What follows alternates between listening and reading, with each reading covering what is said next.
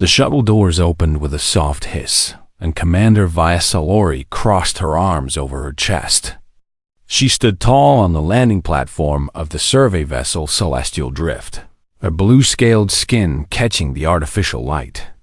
Behind her, 3 of her crew members waited in silence. They all wanted to see the new trainee. They all wanted to see the human. Vyeth had read the file twice. She still did not believe it. The Galactic Coalition had assigned a human to her ship. A human. A species that had only discovered faster-than-light travel 200 years ago. A species that came from a small, wet planet on the outer edge of a boring spiral arm. A species that most of the galaxy considered barely more than clever animals. The human stepped out of the shuttle. Vyeth felt her jaw tighten. He was exactly what she had expected. Soft skin with no scales or armor. No claws on his fingers. No fangs in his mouth. His eyes faced forward like a prey animal trying too hard to look like a predator. He was average height for his species, which meant he was shorter than everyone else on her crew. His hair was dark and cut short, and he carried a single bag over one shoulder. "Marcus Cole," she said. It was not a greeting.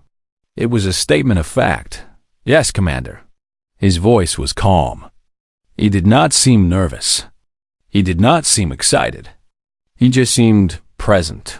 Vyeth found this irritating. "I am Commander HFY Story," she said. "You will address me as Commander, ma'am. You will follow every order I give you. You will not question me. You will not slow us down. You will not cause problems. Is that understood?" "Understood, Commander."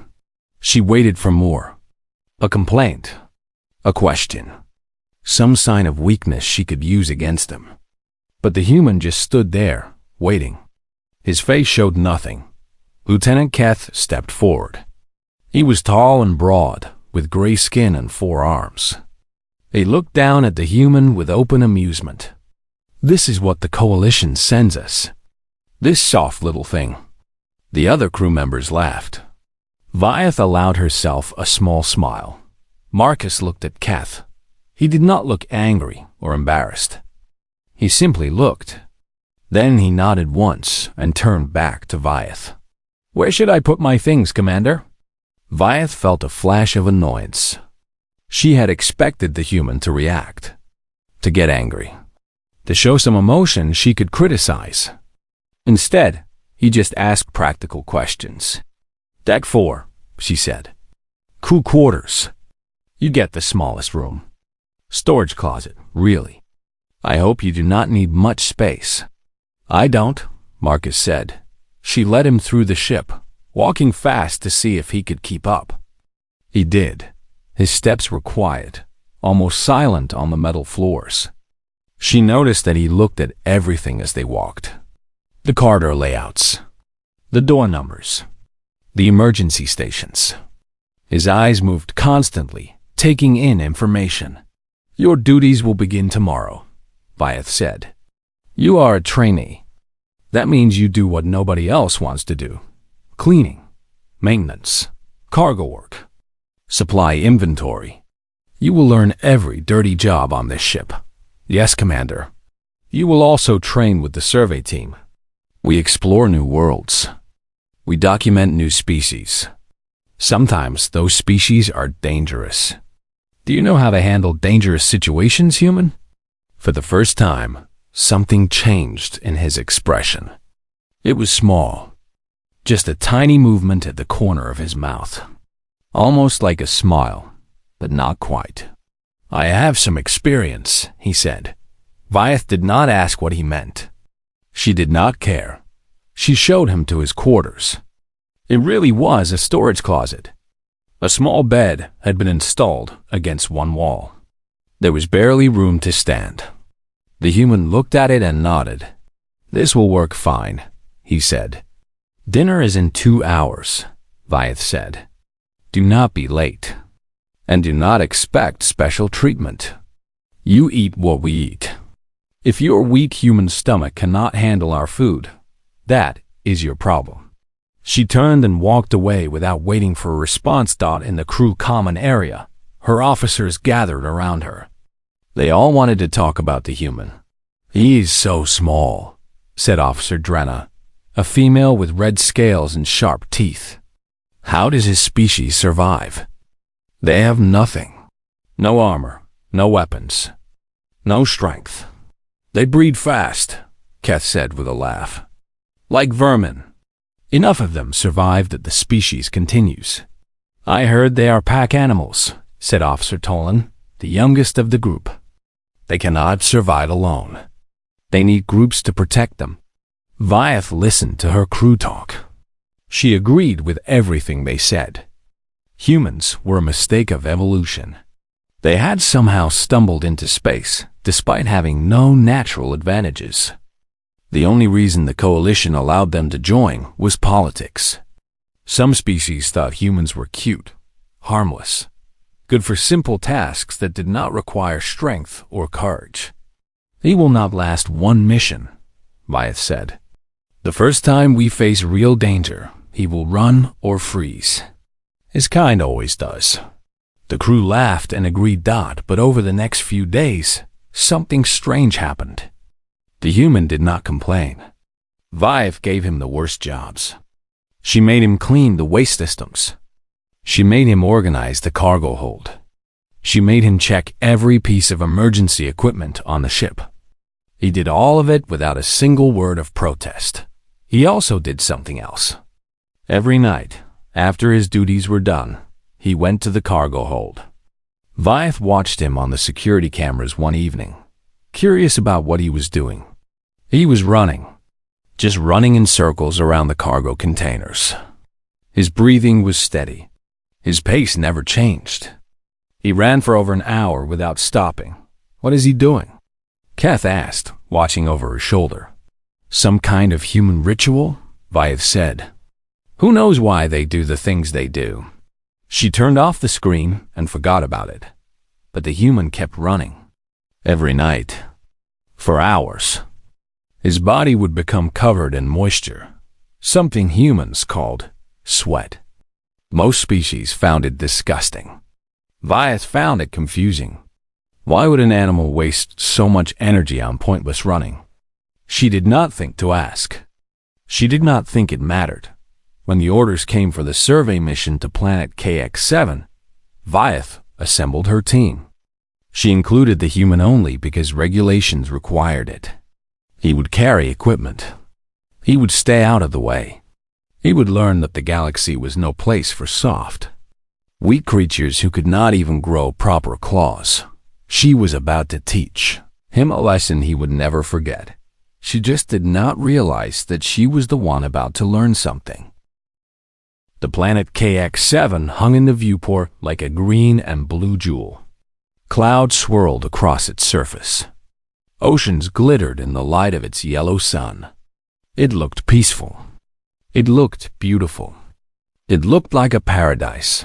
Vyeth knew better than to trust appearances. Survey data shows dense jungle covering 60% of the surface, Lieutenant Keth reported from his station. High oxygen content. Gravity slightly higher than standard. Temperature warm and humid. And... He paused, studying his screen. "And what?" Vyeth asked. "Life signs.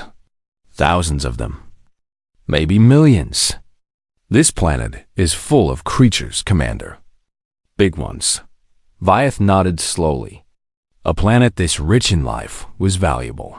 Resources, biological samples, possible colonization sites. But it was also dangerous.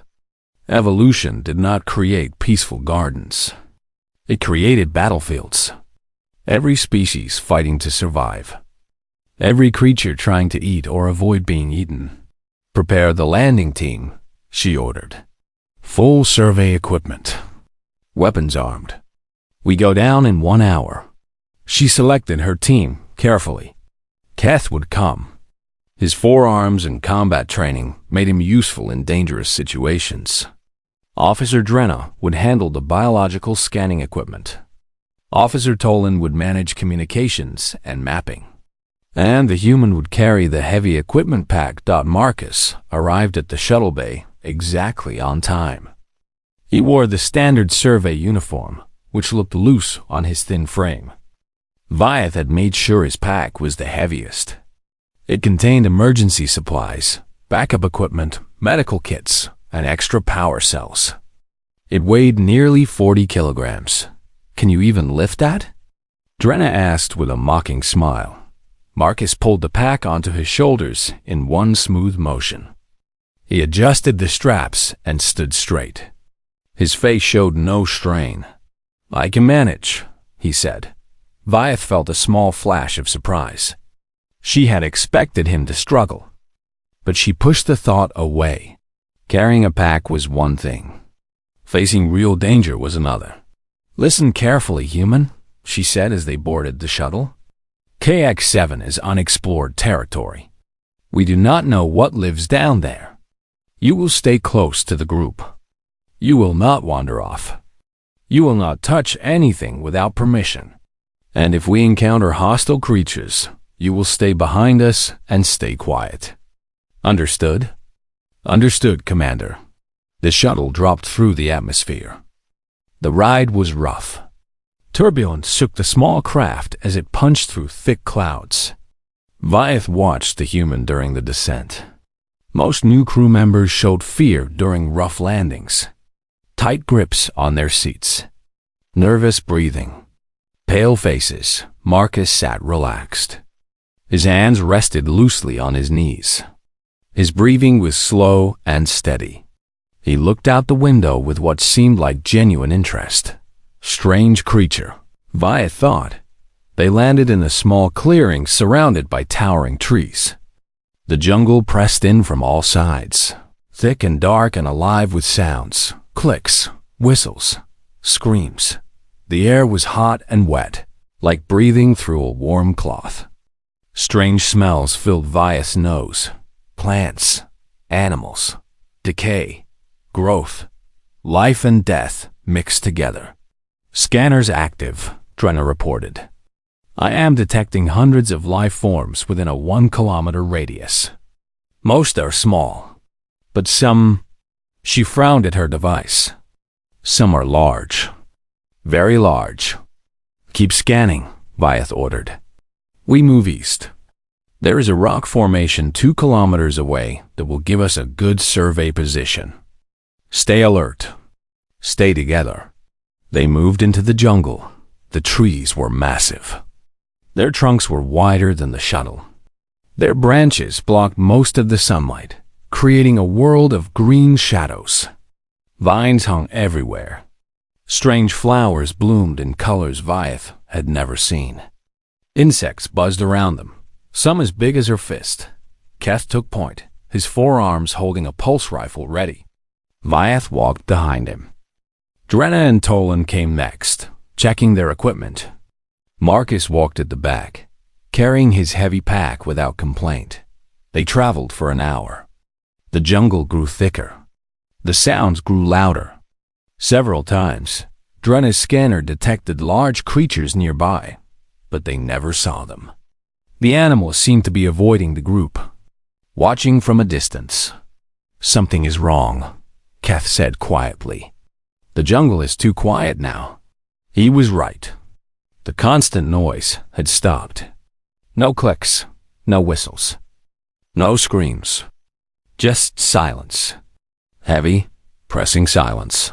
Vyeth raised her hand. The team stopped. "Drenna," she whispered. "What do your scanners show?" Drenna looked at her device. Her red scales went pale. Movement. Multiple contacts. Large. Very large. They are all around us. The first creature emerged from the shadows. Vyeth felt her heart stop.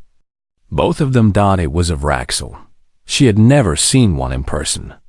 Only pictures. Only warnings. Only stories told by survivors. The creature stood over 2 meters tall. Its body was covered in black armor that looked like polished stone. Its limbs were long and ended in curved blades. Its head was flat and wide, with compound eyes that reflected no light. It moved without sound. It moved like death itself. More emerged. 2, 3, 5, 8. A full hunting pack surrounded them in a perfect circle. Nobody move, Vyeth breathed. Nobody make a sound. She knew it was hopeless. Raxel were the apex hunters of 12 star systems. They had wiped out entire colonies. They killed for sport.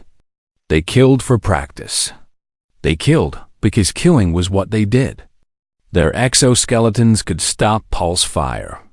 Their blades could cut through standard armor like paper. Her team was dead. They just had not finished dying yet. The largest Raxel stepped forward. Its armor was covered in scars. Old battles. Old victories. It clicked its mandibles together, making a sound like stones grinding. Keth raised his rifle with shaking hands. "Commander, orders?" Vyeth could not speak. Fear had frozen her throat. Fear had frozen her mind. She was prey now. Just prey waiting to die. Then something moved behind her. Marcus stepped past her. He walked toward the Vraxel. "Human," she hissed. "Stop." "What are you doing?" But he did not stop. He walked forward with slow, steady steps. He dropped his pack to the ground. He rolled his shoulders. He kept walking until he stood alone in the space between his team and the hunters. The Vraxel pack went still. 8 apex predators, frozen in place, watching the small soft creature that had walked toward them instead of away. Marcus stopped. He looked at the scarred leader. He did not look afraid. He did not look nervous. He looked calm, patient, like he had all the time. In the universe, and then he smiled. Vyeth would remember that smile for the rest of her life. It was not a happy smile. It was not a friendly smile. It was the smile of something that had stopped pretending to be harmless. The jungle held its breath, and the Vraxel, for the first time in their recorded history, took a step back. Nobody moved. Nobody breathed. The jungle itself seemed to be waiting. Vyeth stared at the scene before her, trying to understand what her eyes were showing her. The human stood alone in the clearing. 8 Vraxel hunters surrounded him. And the Vraxel were not attacking. They were not moving forward. They were watching, waiting. Some of them had taken steps backward. That was impossible. Vraxel did not retreat. Vraxel did not hesitate. Vraxel killed. That was what they did. That was all they did. The scarred leader clicked its mandibles again. The sound was different now. Not aggressive. Almost questioning. Marcus stood perfectly still. His arms hung loose at his sides. His feet were planted solidly on the ground. His eyes never left the Vraxel leader. Vyeth noticed something she had never seen before. The human was not shaking. His chest rose and fell slowly, evenly. His heart rate, if she could have measured it, would have shown something remarkable. Something impossible. It was slowing down. Most creatures, when facing death, experienced faster heart rates. Blood pumping, muscles tensing, preparing to fight or run. The fear response, the survival instinct. Every species in the galaxy had some version of it, but Marcus Cole's body was doing the opposite. He was becoming calmer, more focused, more present, like a machine powering down to its most essential functions. Vyeth had heard stories about human predators back on their homeworld. Lions, wolves, sharks, all of them showed similar patterns before attacking. Not excitement, not rage, just cold, patient focus. Human, the Vraxel leader spoke. Vyeth's translator struggled with the word. The Vraxel rarely spoke to other species. They rarely needed to. Dead creatures did not require conversation. Marcus tilted his head slightly. "Yes? You stand wrong." "Wrong?" Marcus asked. Your herd is behind you. Prey stands with its herd. Prey runs with its herd. Prey dies with its herd.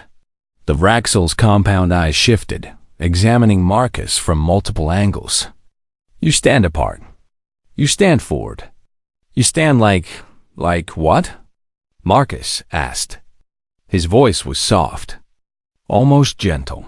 The Vraxel did not answer immediately. Its bladed limbs twitched slightly. Behind it, the other hunters shifted. Their movements were strange, uncomfortable. Vyeth had never seen Vraxel look uncomfortable before. Your scent is wrong, the leader continued. No fear smell. No panic chemicals. Your body is wrong. Relaxed. Ready. Your eyes are wrong. Forward-facing. Tracking. Targeting. A pause. You look at me like I am prey. I look at you like you are dangerous, Marcus said calmly. Because you are. But danger is not the same as death. And you have not killed us yet. We could kill you in seconds. One strike. Your soft body would break like wet paper. Marcus nodded slowly. Yes, you could. If you were fast enough. If you reached me before I reached you. If you finished before my hands found your throat. He smiled again. That cold, patient smile. Would you like to find out who is faster? The jungle went completely silent. Even the insects stopped buzzing. Vyeth felt her legs shaking. She wanted to run. Every instinct in her body screamed at her to run. But she could not move. She was frozen, watching the most terrifying standoff she had ever witnessed. The Vraxel leader leaned forward slightly. Its compound eyes focused entirely on Marcus. You are not afraid, it said. Not a question. An observation. No. Why? You are small, soft, weak. You have no armor. No weapons.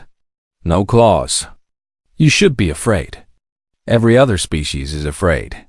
Marcus was quiet for a moment. When he spoke, his voice was thoughtful, almost sad. A long time ago, my species was afraid. We lived on a dangerous world. We were small, soft, weak. We had no armor, no weapons, no claws. Everything around us was faster, stronger, deadlier. We should have died. We should have been extinct before we learned to stand upright. He took a small step forward. Just one step. The entire Vraxel pack tensed. But we did not die, Marcus continued. We learned something. Something simple. Something terrible. We learned that fear is a choice. We learned that we could decide not to be afraid. And when we stopped being afraid, we started being something else. What? The Vraxel asked. Dangerous. Another step forward. The hunters shifted back again. Their bladed limbs raised slightly. Defensive positions. Vyeth could not believe what she was seeing. We did not have claws, so we made claws, Marcus said. We did not have fangs, so we made fangs. We did not have armor, so we made armor. We took everything the universe threw at us, and we survived. Then we did more than survive. We hunted. We conquered. We killed everything that tried to kill us until nothing on our world dared to challenge us anymore.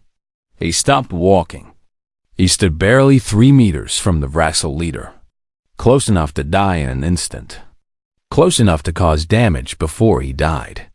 My ancestors killed beasts bigger than you with sharpened sticks and rocks, he said quietly. They chased prey for days without stopping. They tracked wounded animals across continents. They never gave up. They never surrendered. They never stopped coming. The galaxy calls it persistence hunting. My people call it patience. We call it being human. The Vraxel leader was completely still. Its pack was completely still. The only movement in the entire jungle was the slow rise and fall of Marcus's chest. You are pack hunters, the Vraxel said slowly. Like us. No, Marcus replied. Not like you. You hunt for food. You hunt for territory. You hunt because your instincts tell you to hunt. We hunt for different reasons. We hunt because something hurt us. We hunt because something threatened us. We hunt because something made us angry. He paused. And we never, ever stop. Vyeth watched the Vraxel leader process this information. She watched something change in its body language. Something she had never seen before. Something that looked almost like respect or fear. Your pack, the leader said, gesturing toward Vyeth and the others with one-bladed limb. They smell like prey. They shake like prey. They are prey. Yes, Marcus agreed. They are. But they are my prey. My herd. My responsibility. Another small step forward. Touch them and find out what happens when a human stops being patient. The jungle waited. The Vraxel waited. Marcus waited. And slowly, impossibly, the apex hunters of 12 star systems began to back away. The Vraxel pack moved back slowly. Not running. Not fleeing. Just creating distance. Respectful distance. The kind of distance one predator gives another when neither wants to fight. Vyeth watched in complete shock. Her mind could not process what was happening. 8 Vraxel hunters, the most feared killers in the galaxy, were backing away from a single human. A creature with no claws. No fangs. No armor. A creature she had mocked and ridiculed for days. The scarred leader stopped moving. It raised one-bladed limb and made a gesture that Vyeth's translator could not interpret. The other hunters stopped as well. They formed a loose semicircle about 10 meters away. Still dangerous. Still deadly. But no longer hunting. Persistence hunter, the leader said slowly, as if testing the words. We have heard this term before. We have experienced this, patience, before. Marcus remained where he was. His stance had not changed. His expression had not changed. He was still that same calm, focused presence. Waiting, watching. When? He asked. The Vraxel leader made a sound that might have been a sigh or might have been a growl. It was hard to tell with a species that had no proper mouth. 3 generations passed. Before I hatched.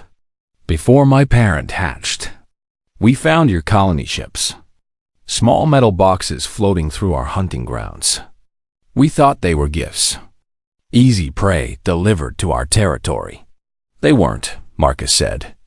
It was not a question. No, they were not. The leader's compound eyes seemed to lose focus for a moment, as if seeing something far away. Something old. Something terrible. We attacked. We killed many. Your people screamed and bled and died like all prey dies. We thought we had won. We thought we would feast for seasons. But you didn't. No, we did not. The Vraxel leader shifted its weight. Vyeth noticed that several of the other hunters had turned their heads away, not looking at Marcus, not wanting to remember. Your dead did not stay dead, the leader continued. Others took their place. More came, then more. Then more. We killed them and they kept coming. We destroyed their ships and they built new ships. We burned their camps and they built new camps. They should have fled. Any prey would have fled. But they did not flee. The leader's mandibles clicked rapidly. Frustration, confusion, old anger. They learned our patterns. They learned our routes. They learned where we slept and where we ate and where we hid our young. The Vraxel's voice dropped lower.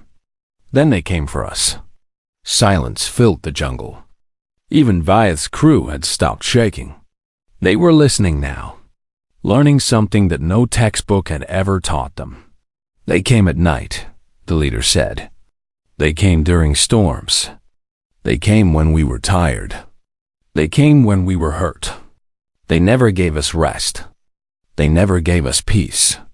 And they did not kill quickly like proper predators. They killed slowly, carefully, painfully. They wanted us to know that they were hunting us. They wanted us to feel what their dead had felt. Marcus nodded slowly. We call it vengeance. We call it justice.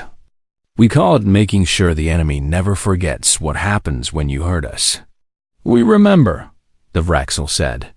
We taught our children to remember. We taught our children's children. Avoid the soft walkers. Avoid the patience hunters. Avoid the species that bleeds and screams and dies and keeps coming anyway. One of the younger hunters made a small sound. A question, maybe. A protest.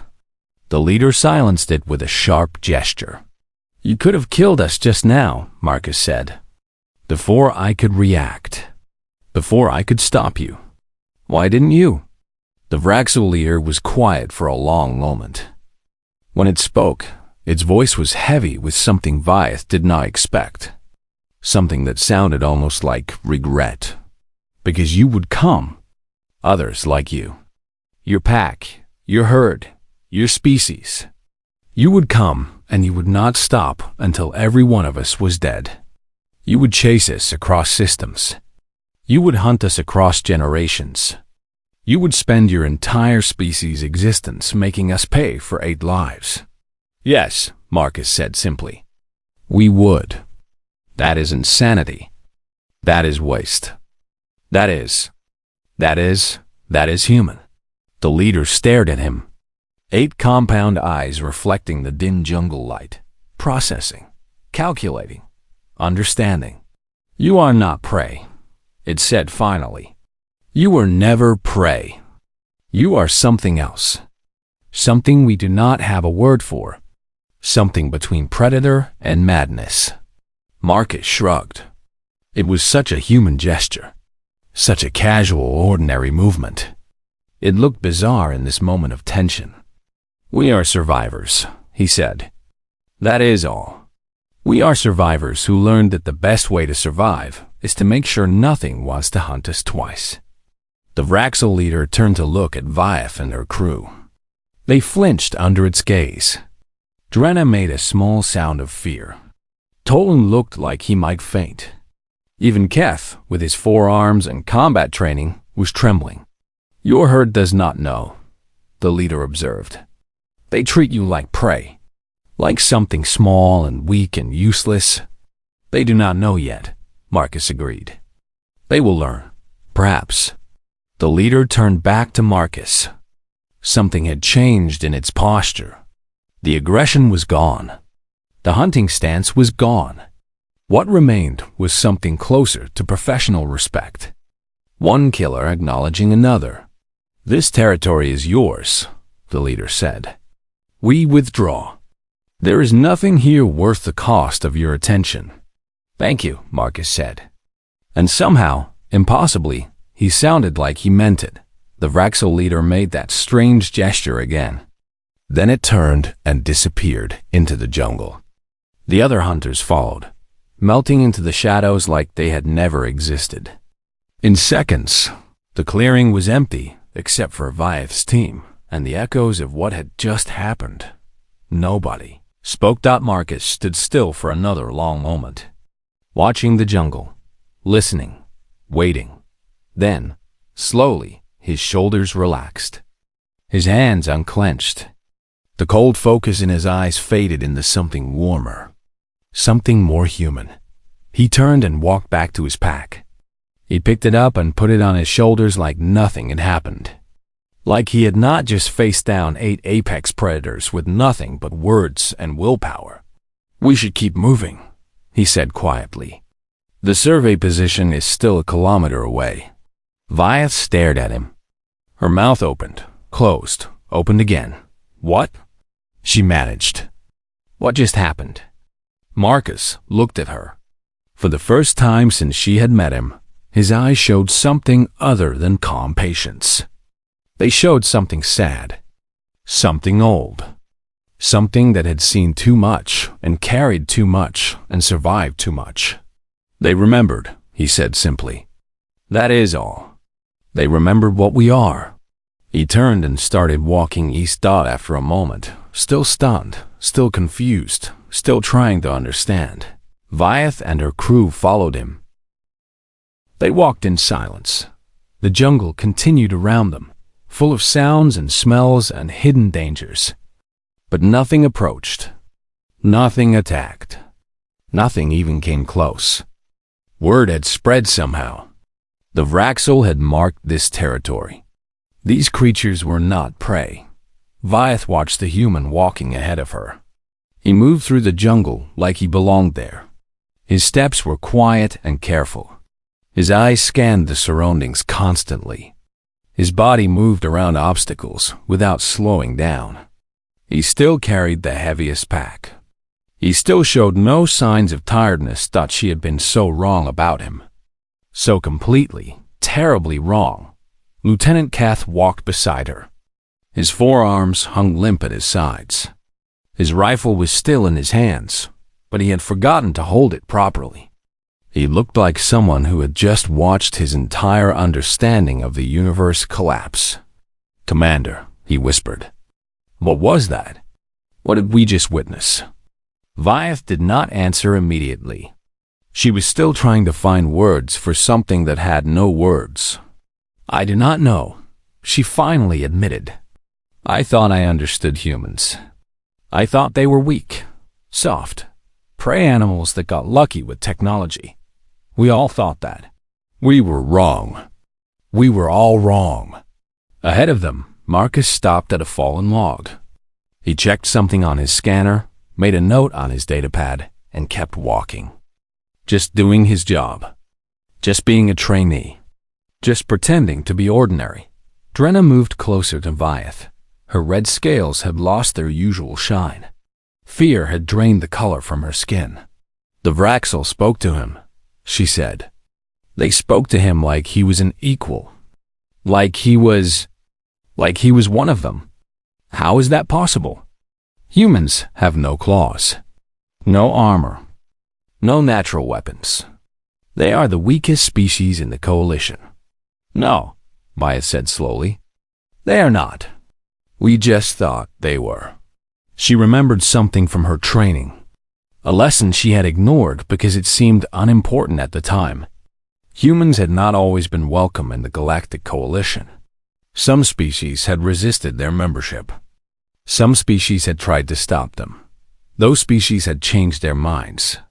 The official record said that human diplomacy was impressive, that human technology was advancing rapidly, that humans were valuable trading partners with unique perspectives. The unofficial records, the ones shared quietly between military commanders, said something different. They said that species who opposed humans tended to have problems, accidents, unfortunate events, sudden changes in leadership. Nothing could ever be proven, of course. Humans were always so helpful, so friendly, so eager to cooperate. But somehow, the species that threatened them always seemed to suffer unexpected setbacks. Vyeth had dismissed those rumors as exaggeration. Now she was not so sure. They reached the survey position an hour later. A rocky outcrop that gave them a clear view of the surrounding jungle. Marcus set up the equipment with quick, efficient movements. He did not wait for orders. He did not ask for help. He just worked, like he had been doing this for years.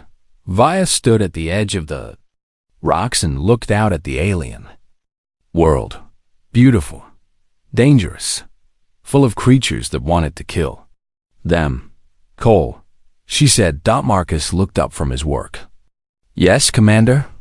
What you did back there with the Vraxel. You could have died. You should have died. Why did you do it?" He was quiet for a moment. Then he stood and walked over to stand beside her. They looked out at the jungle together.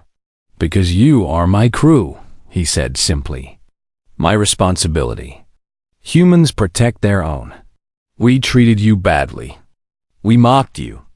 We gave you the worst jobs. We acted like you were nothing. Yes, you did. And you still risked your life for us?" Marcus turned to look at her. His eyes were calm, patient, the same eyes that had stared down 8 Vraxel without flinching. "My grandmother used to tell me a story," he said, "about wolves and sheep. The sheep thought they were safe because they stayed together. They thought numbers would protect them. But the wolves always found a way in, always took what they wanted. The sheep could not fight back. They could only run and hide and hope." He paused, looking back at the jungle. Then, one day, a dog joined the flock. The sheep laughed at the dog.